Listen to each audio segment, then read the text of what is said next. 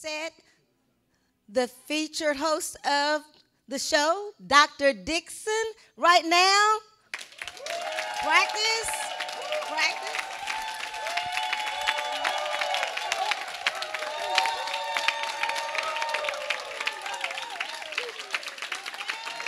Yeah.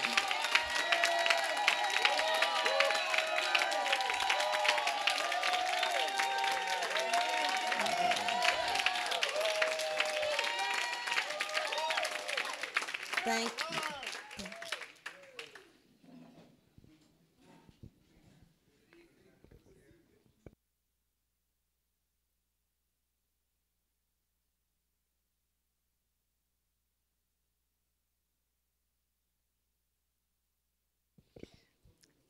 This is this is something that can actually happen when you're live. So let's just get ready. Hold up. We're pausing. Thank you guys so much.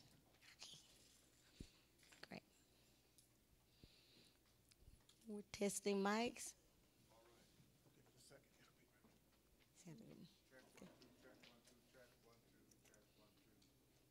They can hear him there.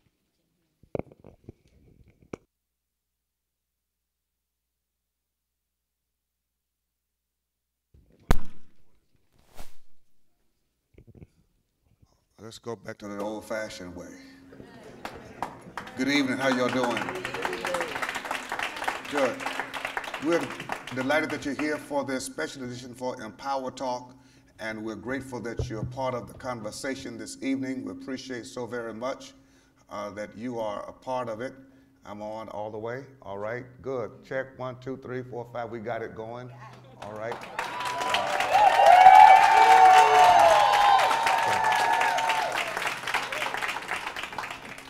We are in perilous times.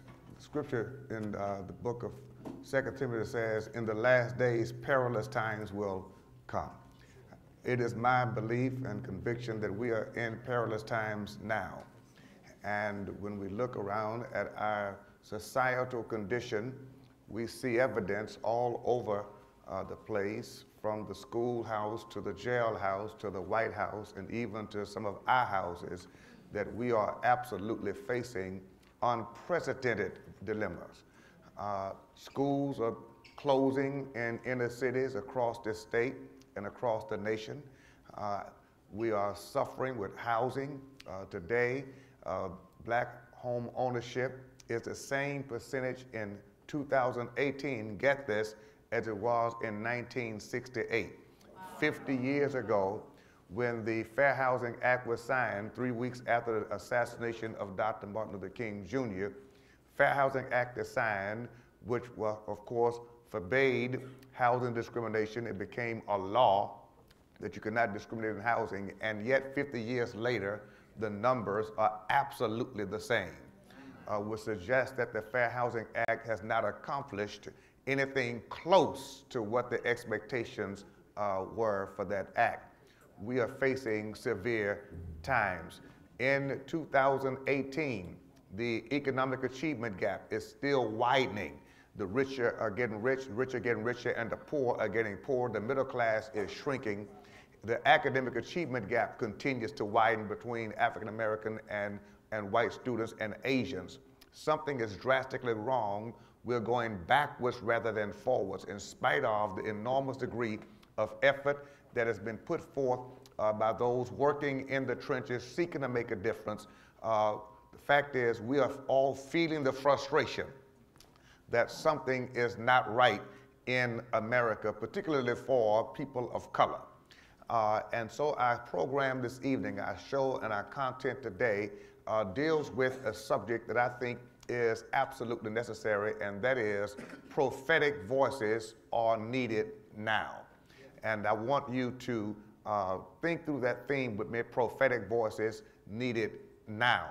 And simply because in our history, and of course in biblical history, in our culture's history, we see that when social change happened for the better, it always involved the proclamation of prophetic voices that were able to speak truth to power, to bring to task those individuals, those platforms, and those policies that threatened the well-being of certain people groups, particularly those who were people oppressed. Interestingly, we are coming up on the 400th year of the presence of African Americans in America on next year, from 1619 to 2019. 400 years later, we are still facing many of the same atrocities that we are facing in 2018. 400 years and things are still not nearly where they should be. It should be a concern of everybody in this room and all Americans across this country. 400 years. What will we have to say 400 years later? And I want you to think through that, and we're here to have a conversation this evening around the fact that I believe that prophetic voices are needed now in order to speak truth to power, because obviously we are in a circumstance wherein we cannot simply wait to see what's going to happen. America, the beautiful for many is America the ugly. There are two Americas, at least two, one for the rich, one for the poor, one for the white and one for the other. And we see the race gap widening in our nation day by day. The news is inundated with stories that we never thought we and our children would see. We never thought that we see white supremacists marching in Charlottesville, Virginia, and we certainly never thought we hear a president refer to them as good people. Y'all are pretty quiet here. So we never thought we would see white supremacists and neo-Nazis marching in Charlottesville, Virginia in 2017 and be called nice people by the American president, as 46 minus 1 has done. We never thought that we hear of a policy, a zero policy, that would separate children from their parents at the U.S. border, and the parents be called criminals and thugs, and for months children crying for their parents. We never thought we would see that in 2018, but so it is. We never thought that we see a president who would select as his Department of Justice chief someone like Jeffrey Beauregard Sessions, who is a known racist. We never thought we would see those kind of things, and yet that's what we're looking at in America today. And what we sense around America is rising frustration. We never thought we see in recent times black men being shot down by policemen while the black men were unarmed and policemen not going to jail. And we certainly never thought we'd hear a president refer to black athletes who would simply take a knee and decide to protest peacefully that kind of police brutality, and the president referred to them as SOBs and suggested they never get fired. We never thought we would see anything close to that, but tell your neighbor, so it is. So it is. And so all of these realities are facing us. And while we are in shock, I think some of us are coming out of shock to say we can't just stay in shock. We've got to move from shock to action. We've got to move from disappointment to direction. We've got to come out of our positions of simply being in awe of what's going on, but now we've got to come now out of our comfort zones and get involved, because if we don't, we realize that we're going to continue to go backwards, not forwards, and our grandchildren will ask, what were you doing when all of these things were happening on your watch? And so tonight, we have dedicated the Empower Talk show to this subject matter of prophetic voices needed. We also do so against the backdrop of recent news of African American ministers being in a meeting with our President Donald Trump. And when 46 minus 1 holds this meeting, I think it's very necessary for us to recognize that we're not here to attack those ministers. We're here to attack a condition, a circumstance, and a situation that puts us in a position where we must speak up, and we must speak out, and we must speak loud, and we must speak often. We must do that. We must do that. And so tonight, I am delighted that you're here. We've got several persons who are going to join us by way of technology tonight. And I believe speaking prophetically is what we've got to bring the spotlight back to. There was a time when the black church was, by tradition, prophetic. There was a time when the black church by tradition was prophetic. And as Dr. Cornel West suggests, that Dr. Martin Luther King Jr. was shaped by the prophetic tradition of the black church. You did not get a Martin Luther King from the version of church we see that's too popular in America today. It was the prophetic tradition of the black church that produced a prophet like a Dr. King. It was Mordecai Johnson's sermon. It would be the sermon of Dr. Mordecai Johnson, Reverend Mordecai Johnson, who was then president of Howard University, who theologized the Gandhian method of nonviolent protest. Martin King heard that sermon, transformed his thinking. I'm saying to you that it's prophetic preaching and teaching that raises up amongst us prophetic people and prophetic representations. And what we've got to go back to is ordering our pulpits to become prophetic rather than pathetic, because if we don't do that, we will not have the voices speaking truth to power. And so tonight, I'm honored and delighted to have a few friends joining us from Dallas, Texas. He is a friend, a brother in the battle, in the struggle, Dr. Frederick Douglass Haynes III. I want you to receive him and welcome him to the show tonight. Give a big hand to Dr. Haynes. Thank you. Thank you so much. Thank you. Thank you. Thank you.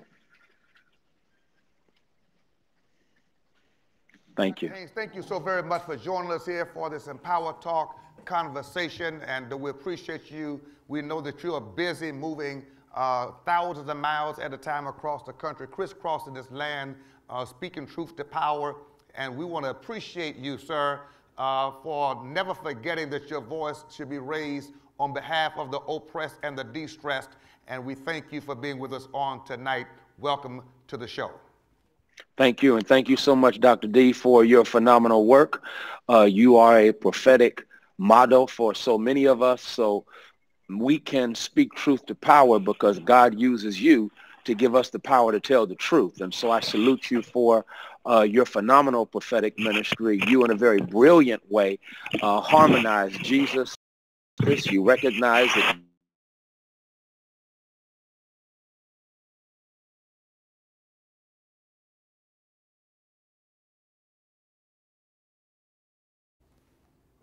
Do we lose the feed? All right. Work to get him back up, please. All right. I want to say that write down the name, Dr. Freddie Haynes, because these are messages you should follow. These are preachers you should follow. All right. Dr. Haynes, are you back? I believe I am. I'm here. Can you hear me?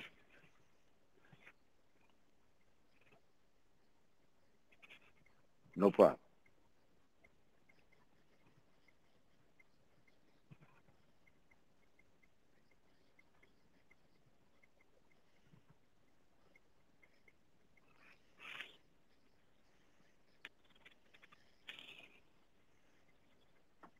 Well, I think you laid the foundation for this discussion brilliantly, and I'll just recapture a lot of what you said by reminding us that we are basically calling for the black church, especially to go back to our radical roots. When we go back to our radical roots, number one, we recognize the black church was born as a protest movement. We were not born in the comfortable confines of Rome in bed with the empire. We were born in the oppressive evil of enslavement, and we formed an alternative community, and we also created a protest movement. And so where again, you have achievement gap, you have wealth gap, but all of that is rooted in what Dr. Eddie Glaude Jr. brilliantly pointed out, that we have been here for 400 years.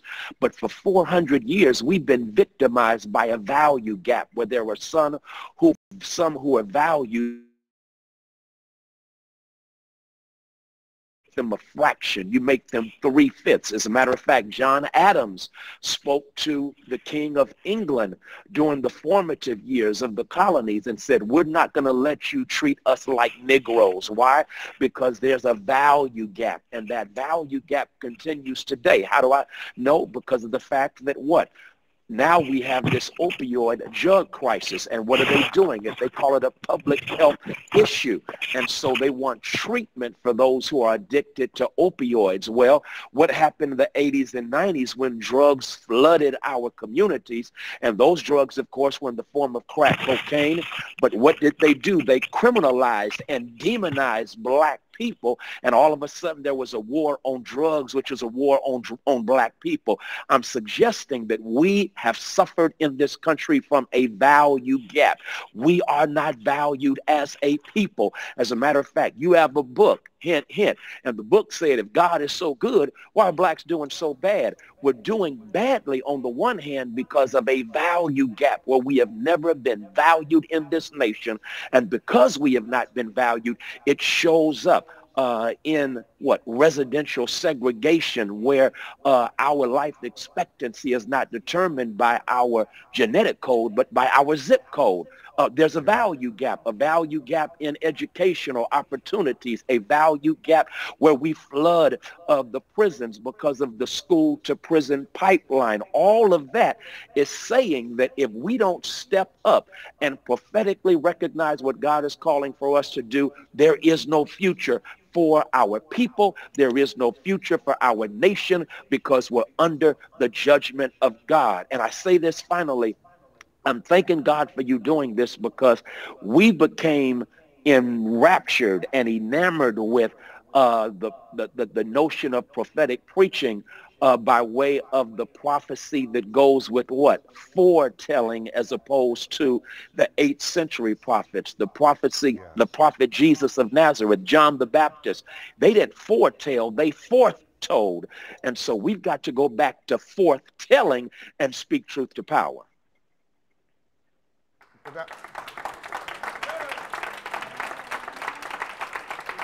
Dr. Haynes, as you have so eloquently articulated our predicament, I want to ask if we can elaborate for just a few moments on a couple of pieces you mentioned. Number one, the founding of the black church, the birthing of, if you will, of the black church out of slavery as a protest movement. First, fact of the matter is, valued in the Christian church during slavery and post-slavery. We had no choice but to form our own. Of course, we had slave churches that were secret churches. Of course, we know that history. How difficult is it at this time for us to understand the need for the authentic black church, radical church, back to our roots, that spoke truth to power, that foretold the truth? In 2018, we know that many African Americans don't believe there's even a need for the prophetic black church or the black church at all. Can you speak to that for just a minute?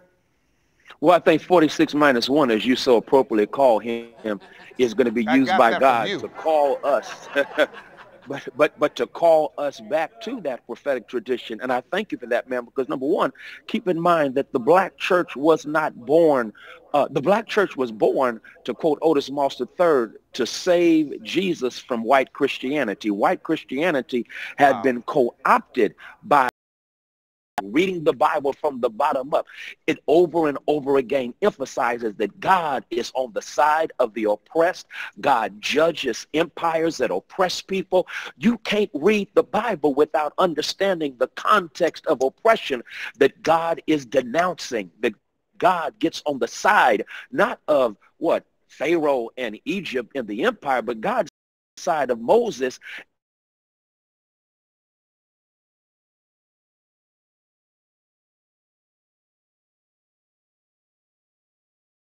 Homeless at that. So it's all a sign of God's judgment on empires that oppress poor people and black people. The black church in this nation was born out of that prophetic witness, recognizing if we are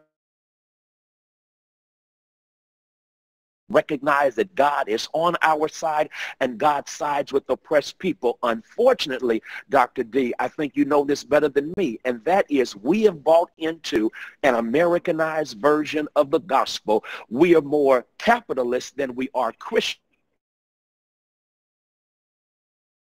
Moving from the lower class to the middle class to the upper class. we should be returning to radical roots. And I want you to write that down as you're taking notes here and as you're tweeting using social media. I hope you're doing that. It's very important that you communicate on social media what you're hearing and what you are and how you're reacting and how it's hitting you. Think about the fact that as he's talking about the prophetic black church, that radical church that addressed powers that be concerning the oppression of people who are vulnerable, that means that the black church at its best was not a black church that was simply concerned about the individual in the pew. But the black church at its best was concerned about public policy that affected people who were not even on board of the church, which means that we've got to rethink our commitment to community as opposed to our commitment to congregation. Let me say it again. We got to rethink our commitment to community beyond our commitment to congregation. And this is the struggle that we have, Dr. Haynes, and I want you to address this because you pastor a great church there, Friendship West in Dallas, Texas. And you've been pastoring there for probably 3 decades as well. You found that church. I've been pastoring for over 3 decades here. I can see the shift in the disposition of the congregation I pastor today as opposed to the congregation 25 or 30 years ago in this way. It was much easier to mobilize the black church 30 years ago to address community than it is in 2018. We have become so introverted in our concerns as opposed to extroverted, and we have now not seen the fact that we are in the world to be the salt of the earth and the light of the world, which means that we're here to eradicate the earth of those particular evils that plague society as opposed to simply singing some songs and having a feel-good service on a Sunday morning.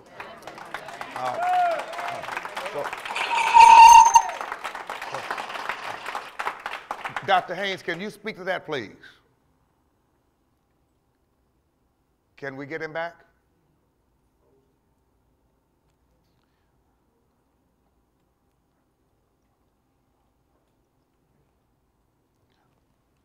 All right, so we're frozen?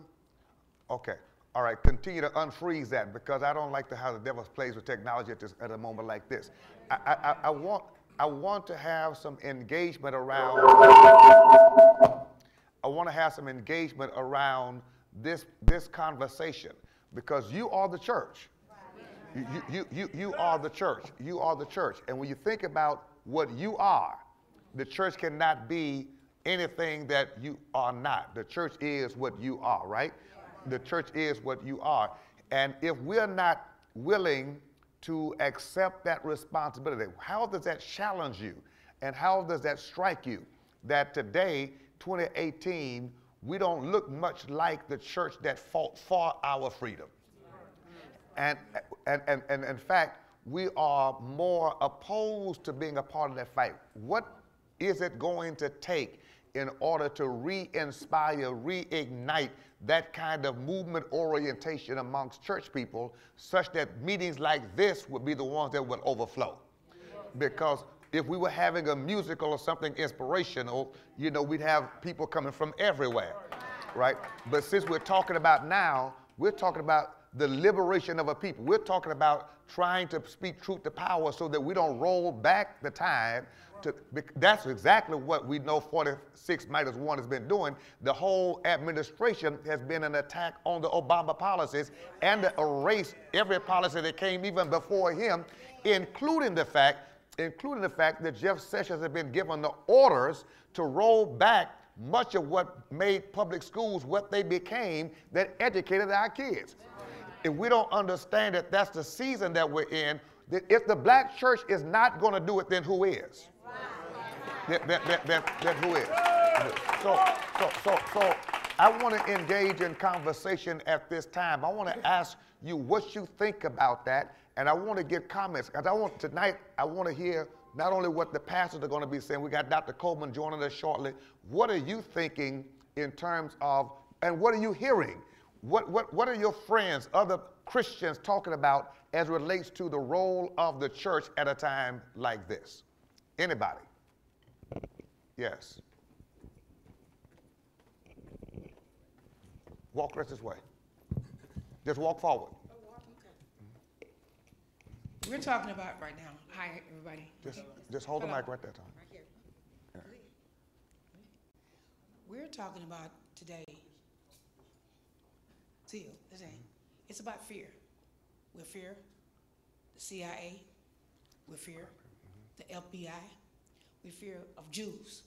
And the slaves that our mothers and our fathers, forefathers and mothers, we're mostly slave kids or come from slaves. And we're scared to speak out. We're afraid. So fear is a big issue. Fear is a big issue. That's why we're not speaking. That's why we don't come up to do nothing. Thank you so very much. Thank you. All right. So that's a powerful statement because there is a price to pay for being prophetic. I mean, we remember the 16th Street Church being bombed. All right. And so terror is not due to us. And we talk much about international terrorism in foreign places, but black folk have been terrorized in this nation for 400 years. We came here in terror, right, on the bottom of slave ships and were beaten and all that, and lynched. So we understand fear. And when you think about what happened to Medgar Evers, being shot down in his driveway, you think about Malcolm X, you think about Martin King, you think about Bobby Kennedy, you think about John Kennedy, and anyone who has spoken up for blacks, they've been terrorized. And so fear becomes a reality. And so perhaps we've got to talk about this fear matter. The fact that perhaps we are afraid to be who God called us to be. And maybe that's why we don't have many prophets. Because a prophet now has to understand that is a price to be paid. Thank you for that concern. Any other? Are they ready? Okay. One more question come quickly, and then we're going to have our next guest. I think that one of the things that is, while we're not involved as a people, honestly, I think we're just too comfortable.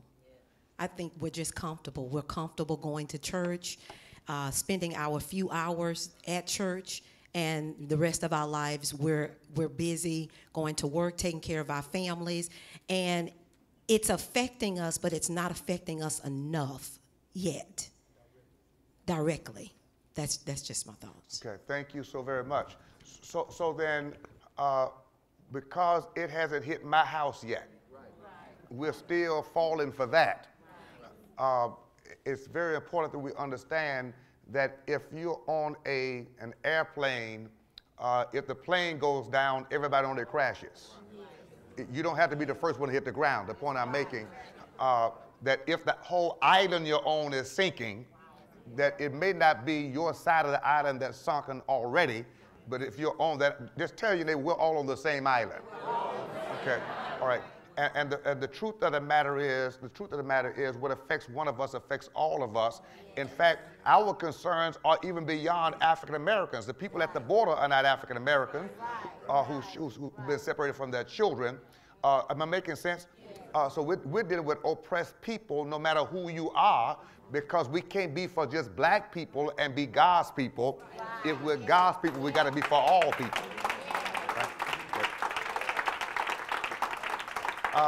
In addition to Dr. Freddie Haynes, we also have Dr. James Edward Coleman, Jr. from Lynchburg, Virginia, professor, with us, joining us to talk about criminal justice in particular and contextually this entire situation. Dr. Coleman, thank you for joining us tonight. Dr. Dixon, it is an honor to be with you. I was blessed to hear your sharing last night with the people of Community of Faith. Spot on, and I must say to Dr. Freddie Haynes, as one in Virginia who respects your ministry and your work across this nation, thank you for all of your remarks tonight and your ongoing efforts. Both you and Dr. Dixon are making us proud across the country. I am wanting to make clear that we should never confuse activity with accomplishment. And it appears to me that 46 minus 1 is seeking to give the appearance of artificial activity. And in my personal opinion, as we go in and out of court, I was in the court today here in Virginia, same story. Different names, same story. And as we look at what has happened with the 1989 mandatory sentencing dynamic in 1994 when prison education was somewhat removed from the whole piece, it is interesting now that we have in Washington, D.C., a prison reform and redemption act that is being reflected upon, put out by Congressman Doug Collins from Georgia, Hakeem Jeffries, Jared Kushner, and so many others to talk about prison reform. And I must say that we are in need of a total overhaul of our criminal justice system. Dr. Dixon, you know that. But we need to start looking with our criminal justice system.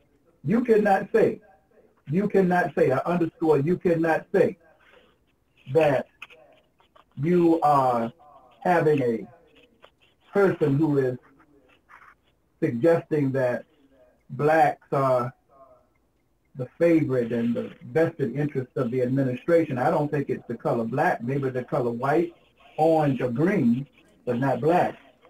And when we look at the need for handling our most precious resources, Dr. Dixon, when you have 12-year-old boys in virtually every community in America that are meek, some of them having been in a fight, and by 16 years of age, they move from being meek to a monster and warehouse into the school to prison pipeline or into the 21st century business industry that is taking these kids out of the traffic of making progress to having pain and trauma.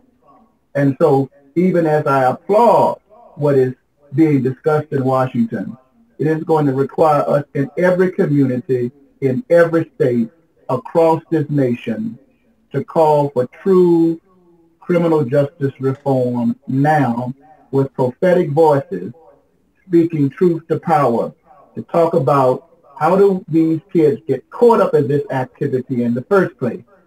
Why are certain people being targeted unfairly? Why are we going after black and brown kids who have 90% fields across this country? Why are we warehousing and mass incarceration? So as we look at what legislation may come forward, it's got to deal with what they call back-end reform and front-end reform that is going to front-end deal with sentencing. And so these mass mandatory sentences that are just Houston, and then the back-end programs of rehabilitation. If they're going to be building more prisons than schools, then we need to turn the prisons into schools and get people ready to come back and re-enter into society and become formidable contributors of our community. And so this is where we are. Dr. Coleman, let me ask you this. As we talk about criminal justice reform, let me mention this. Of course, our president has given the orders to the Department of Justice that we're about to go back to the war on drugs and those similar policies. I think that the public needs to be educated, and I would urge that those listening both here live and those who are around the nation, do your homework. Do your homework. I think that one of the big challenges we have today is we have such an uninformed public in terms of the intricate details of things that are happening every day while we're busy going to work, going to school, raising our children. Other people are planning the demise of our communities, and we are not paying attention. And then when we are on television, we're watching reality TV and our special drama programs. We know every episode. Come on, talk back to me. We know every episode, all the actors, all the events. We know what happened, when, what, but we're not paying attention to what really matters. Entertainment means to be made not to think. The very word entertainment means to be made not to think. Yes. Let me say the word entertainment means to be made not to think. and we are the #1 consumers of entertainment in the nation. We buy more music, we watch more movies, we pay attention to more comedy. We are the most entertained people in the nation. And you cannot be the most entertained and the most informed at the same time. Hello, talk to me somebody. All right, so it's very important that we arm ourselves with information and with education. And then, Dr. Coleman, of course, our churches have got to become educational centers. Educational centers where people come to be educated as opposed to being entertained. And we have drifted away from being an educational church to being an entertaining church. And because of that, we come to church expecting more what? Entertainment. And so the pastor has to look cool, talk sweet, and give us a quick little something to inspire us. Choir has to sing us all the way up to another orbit because we've come to be entertained. And we don't have much time for what? Education. Because it takes longer to educate than it does to entertain. Come on, talk to me. I said it takes longer to educate. Come on, say it takes longer to educate than it does to entertain. And because we are seekers of entertainment, that doesn't take long. We want 50 minutes of that and let us go home. But the reality is, if somebody doesn't understand what prophetic means, you got to take the time to be educated on the issues so that you can be active and involved with your own liberation. Wow. So I simply want to say to us tonight that I want you to make a note to yourself. I've got to now refocus my attention on being educated than being entertained. Dr. Coleman, one more time, let me get you to talk for just a few moments, if you will. You understand the prophetic history of the black church. You're familiar with Dr. Vernon Johns and Dr. James Cone. Talk to us for a few moments about the need for us to familiarize ourselves with prophetic voices of our history and who are the prophetic voices of our present. At the head, when you were talking about entertainment, and entertainment keeps you in the darkness. Education brings you out of darkness into the marvelous light. It helps you when you sit good and bad upon. And so we are thankful for those. The black church would be a place where the prophetic voice would understand, not be divorced from the community and the peril and the real struggles of what was going on in the community, but would understand the hard decisions that people were having to make and to provide for them the influence needed to trickle down within families and neighborhoods. It was being done. And so it is addition of persons like Vernon Napoleon John understood when he would make his watermelon instead of Dexter, to be able to have conversations about people saying it's not, but we need to become producers. And the only way we're going to become producers is that we understand that the true form of imprisonment is when our minds are imprisoned, and that the true way out of prison is not but educating your mind and renewing your mind with the knowledge into the light so that you can stay in the light and help bring other people to the light. And so when we become battleships, we become people and an entity that gives the light out, even though we have romanticized that message on August of '63. He was trying to say to the black church, they never again, that it is not acceptable for us to allow a society without a prophetic voice, making prophetic people to be a kingdom-minded church. Norm for to not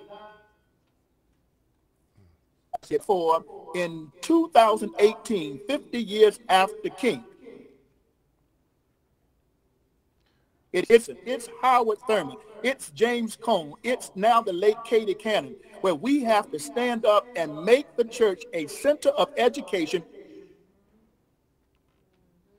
where I get that knowledge, by good quality decisions, because most of the people in the jails are not bad people. They're Both of you could put your hands together who are listening or there in that church to say we're going to be light bearers by providing education and whatever we can. I'll say in closing, I was in the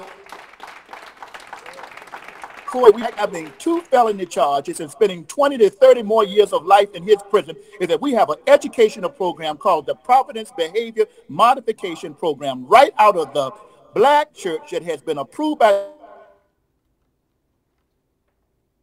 to enter our program and get them back as productive people and see history of us that we need now. Doc, let me ask you, as you are talking about prophetic voices, it's interesting to me, one, and I think we need to understand that education centers, I'm very serious about this, the church must become an education center, that's an empowerment center as opposed to a center of entertainment. And then why, I don't want to say why, I want to talk about how necessary it is for Christians to insist on having a prophetic voice in your ear, in your pulpit. Because the truth of the matter is the system elevates the entertainment pastor. The system elevates the entertainment church.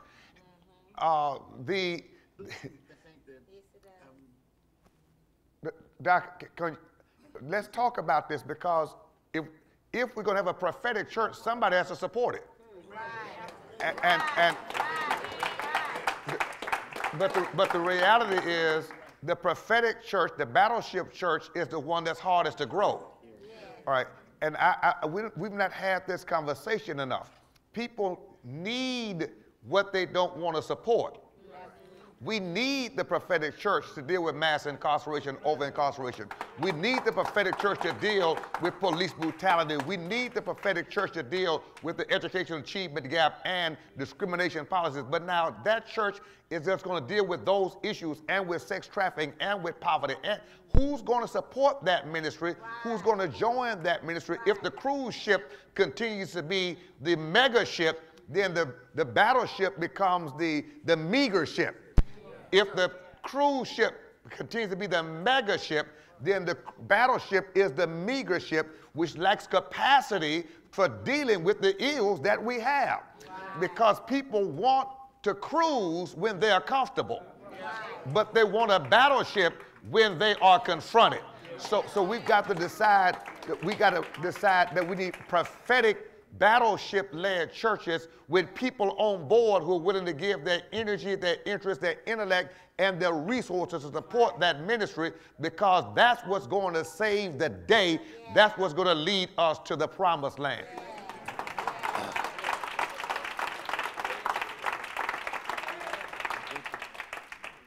Dr. Coleman, the Ebenezer Baptist Church, Atlanta, Georgia, was a church, of course, that became a prophetic people under the leadership of prophetic leadership. Talk just a minute about that, the need for churches to embrace the role of being a prophetic presence.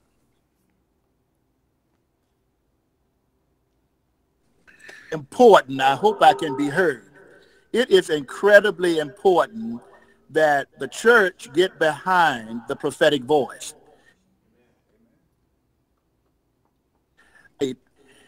And Moses was forward after, and the Lord said, tell them to go forward. And one of the things that is, when you have a prophetic voice, light and day,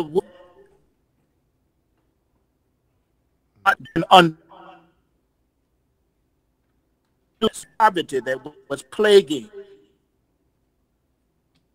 It's also the case in cities So they made a decision to move out of their comfort zone. The true word. Let's be clear that when we look at the model of king, we recognize that number one, he was clear on the data. He was able to collect the data, and his congregation supported finding out, where do we have injustice in our community and in our world? Where is the soul of America sick?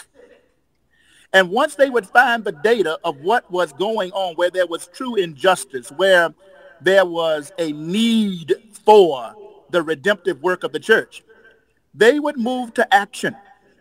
And that act, negotiation, they would begin called self-purification. Pair the band to go up against change around that there was going to have to be a resilience, that people were going to have to put service before self. Not self, but service. Service to the correct facing them amongst vulnerable people in the population. Stood what it was. It will take no less today when a prophetic be willing to back it up. The bitter up in the midst of alternative facts, to back it up when others are and comfortable and accept normal. And that's what Ebenezer was able to do in Atlanta. And that is what many churches that are battleship-like churches are doing even right now, to make sure that 46 course one and others begin to do what Dr. Coleman, population. Let me break in on you there. I want to mention here that the church has a calling itself. And the reality is the church's calling is to be the redemptive agency in human history. And when Dr. King talked about the beloved community, he was dealing with saving the soul or redeeming the soul of America. That's a bigger cause than having a good choir and an usher annual day. So the calling of the church has to be recast. The vision of who the church is and what the church is in the world to do has to be recast. So many of our people have bought into a version of the church that doesn't have responsibility outside of a Sunday morning service. So we plan services, and that's necessary, but we don't understand that the calling of the church, when Jesus deals with Matthew 5:13-16, salt of the earth, light of the world, a city on the hill that cannot be hidden. Matthew 9, Jesus goes through the towns and villages preaching, teaching, and healing all kinds of sicknesses and disease. Luke 4:18, the Spirit of the Lord is upon me. He's anointed me to preach the gospel to the poor, heal the brokenhearted, recover sight to the blind, set at liberty those who are free, binding up the brokenhearted. All of that has to do with what the church's calling is to serving society. The soul of America. Racism, discrimination, and oppression are symptoms of a sickness in the soul of a nation. And the way that the soul of the nation gets healed is when people who speak truth in love are speaking truth to power. And when that nation is challenged in order to repent of those sins, then the soul of the nation is being healed. So we're not simply after our own progress, our own prosperity. We're here as God's messengers, as God's agency to redeem the soul of America. And when we do that right, Dr. King talked about the table of brotherhood. One day he was casting a vision in his dream about little black girls and little white boys. It's unifying, it's racial reconciliation. The goal is simply not our elevation, it's racial reconciliation based on the principle of equal value. of equal value. And so the prophetic voice of the church has to elevate our thinking to that noble place of understanding that we're not trying to be better than, we're just trying to say we're not lesser than, neither are we other than anybody else. So all of us need to walk together as God's children, which brings to the point that the prophetic voice of the church does not and should not ever just be the black voice. It is the righteous voice of God that comes through those who are willing to speak truth to power. Which is why Dr. King was very clear that he called even racists his sick brothers and sisters, because we are not disconnected to each other. We're still one family with one future, and we've got to be able to promote that message. Dr. Coleman, let me, before you go, and we thank you for being with us, I want you to share one more word with us, if we can get you back on one last time, just to talk about the fact you're in Lynchburg, Virginia, and we're in Houston, Texas. How important is it that we connect with each other across the nation in this movement, as opposed to doing what we're doing in silos? I appreciate that. In our community, we have a 24% poverty rate. That's Lynchburg, Virginia, the second in the Commonwealth highest poverty rate outside of the state. And I would also say that a revisiting of King's Birmingham is also important, because we're 1 hour away from Charlottesville. This coming Sunday will be the first anniversary of that death rally. Several national leaders, I've talked to at least one that had engaged him in a pulpit in Charlottesville for Sunday. Right here in our community, white to engage. I'm proud to say in Lynchburg, if I were to name moving beyond charity, problems of mass incarceration. So, people are realizing that we can't do it in silos. Happening here in Lynchburg, Virginia. We're beginning to see some change in Charlottesville, and all across the Commonwealth of Virginia. We're realizing not self but service, and we must come together in order to get this job done, because all of us are being impacted by the peril. Let me thank you for that. And Dr. Coleman, don't go, but just hold before we close. I want to say Pastor Chris Williams is coming back to us from Antioch, California. That's outside of Oakland. And by the way, the feed that they're getting is not as broken as what we're getting it here. And that's speaking of how powerful the presentation is. We've got pastors here, Pastor E.A. Deckard, Pastor Alton Mitchell, Pastor Nathan Jenkins. Thank you so very much.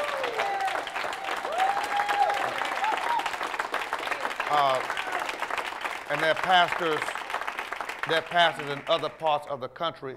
I want to ask these pastors quickly to give us a thought about why it's important and how you think the pulpit can be used as God's tool to bring us together under prophetic anointing to move things forward. Can you just give us a word, Dr.? Well, first of all, Whatever you like. First of all, let me say thank you, Bishop, for having the courage to put forward such a work as this. That's certainly challenging paradigms and challenging our thinking. I'm moved by what you said earlier about contemporary congregations be more congregational committed than community committed. And I think about that in the light of what Dr. Haynes said, in the light of our being lesser valued. And I wonder if those two things are connected in the sense of how we value ourselves. That in the congregational setting, I see myself of greater value than I do in the community setting. And if that could result in my being reluctant, intrepid, you know, to go out and be more involved in the community activity than I am in the congregation. The congregation, I'm a president, I'm a ministry leader, I'm respected. In the community, you know, I'm perhaps, you know, lesser thought of.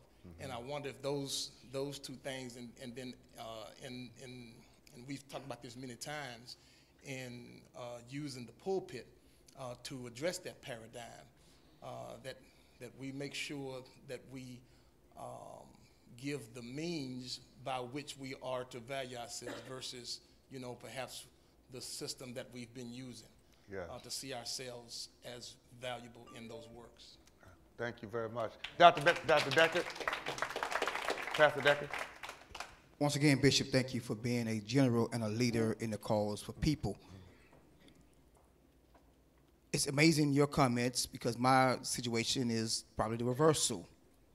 I spend a great deal of time in the community with the people, and the people have had a problem, and don't get this twisted. The people have a problem with the modern day church because the people feel the modern day church has abandoned the people for the comfort zone of the church. So there's an internal struggle that's constantly going on in our communities because the people feel like the church is no longer part of the people, and the church feel like the people are no longer engaged in the church. So there's a tug of war going on. So President Trump plays the division game. If I can get, quote unquote, some black faces around me, remember the black face back in the day, the black face around me to make it feel like I'm on your side so I can entertain you more and keep you drunk on the possibility that you belong. But you're really intoxicated because you really don't belong because he just told you when he was running for office, you might as well vote for me. You're already poor, broke, frustrated, irritated. So what worse can happen if you put me in the White House? Your house already jacked up.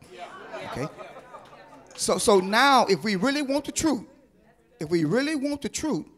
in order for prophetic voice to go forward, we must disengage from the ministry of foolishness.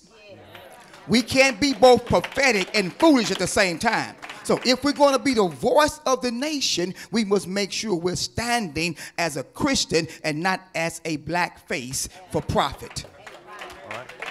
But if we stand on the gospel of why he came and do what he did, not just wear the wristband, what would Jesus do, but do what he did, we can turn back our communities and we can restore the power of the black church because it still works if we work it.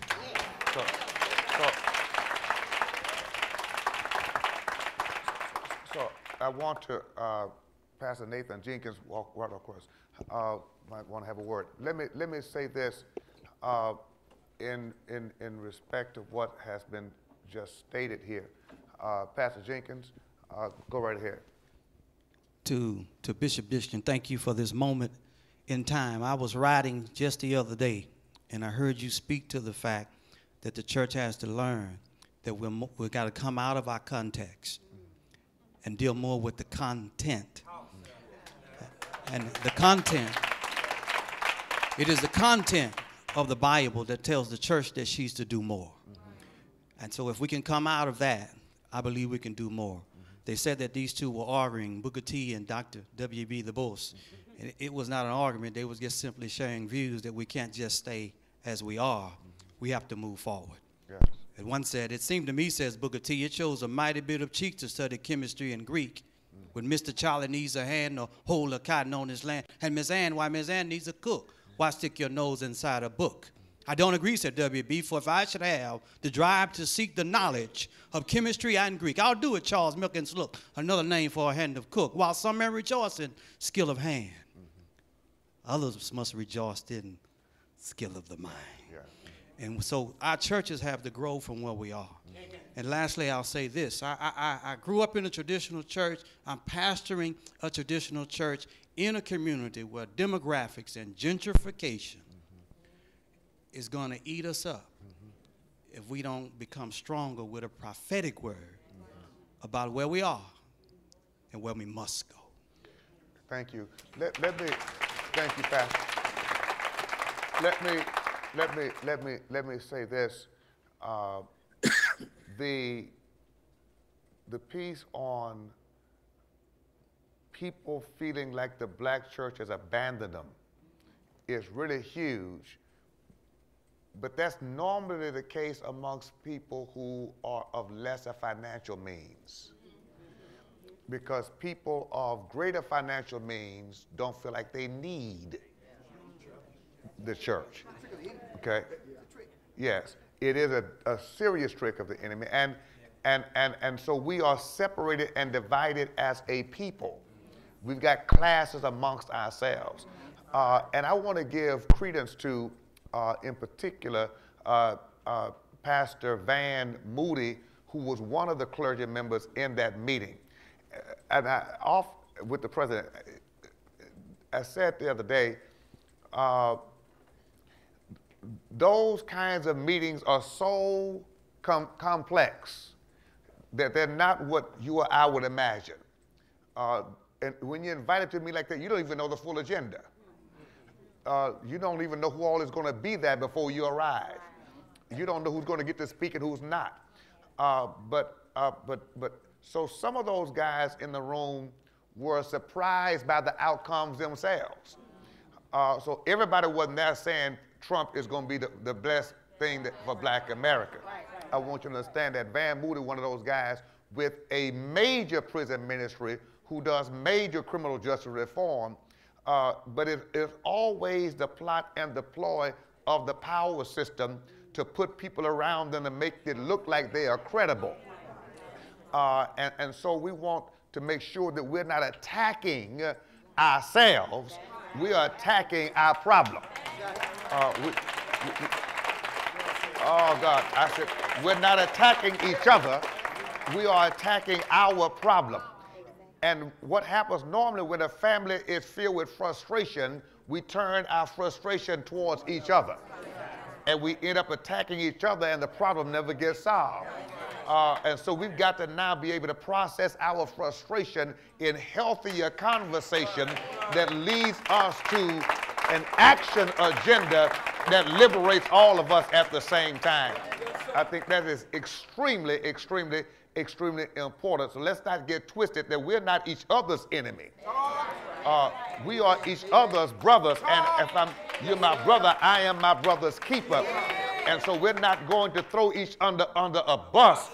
We're going to make sure that we walk together towards freedom, because all of us, not all of us, whether you think in the middle class, upper class, lower class, all of us are in the same class, and that's the class that's outside of the system trying to figure out how to make it through it. So it's very important for us to understand that. I want to be sure we say that tonight while we're on the air, that we're not going to engage in the futile efforts of self-destruction and brotherly annihilation. We're going to reach out the olive branch and heal our own broken relationships, fractured fellowships, in order we can become the people that God calls us to be, because where there's unity, there is strength, and that's when the oil of the anointing flows. And so I want to close on that tonight. We're not segregationists, we're not racist. We're reaching out to all people of all colors. Anybody who loves God, loves people, and wants to see one family with one future. It's about the healing of the soul of America. And we do believe that when we speak truth to power, that truth is God's word, that truth is God's love. It will lift, it will move, and it will work in 2018. Thank you for joining us for Empower Talk Live, and get ready to hear more prophetic voices speaking truth to power.